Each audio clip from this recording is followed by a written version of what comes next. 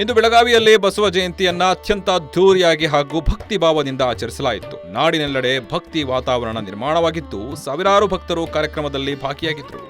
ಬಸವೇಶ್ವರರ ಮೂರ್ತಿಗೆ ಪೂಜೆ ಸಲ್ಲಿಸಿದ ಶ್ರೀ ಮೌನ ಕಾಡುಸಿದ್ದೇಶ್ವರ ಸಿಬಾಪುರ್ ಹಾಗೂ ವಿವಿಧ ಸ್ವಾಮೀಜಿಗಳು ಹಾಗೂ ಗಣ್ಯರು ಪುಷ್ಪಾರ್ಚನೆ ಮಾಡಿದರು.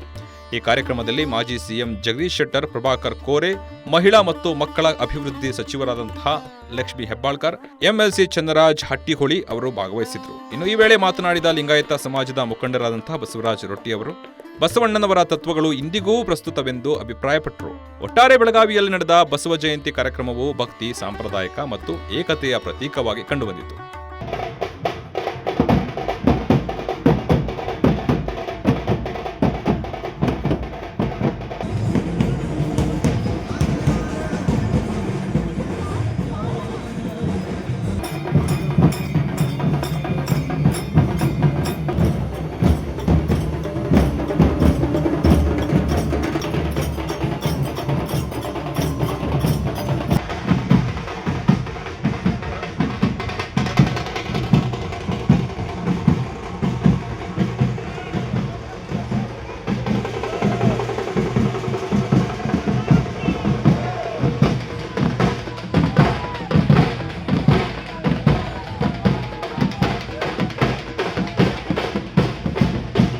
ಸಂಪೂರ್ಣ ನ್ಯೂಸ್, ಇದು ನೊಂದವರ ಧ್ವನಿ.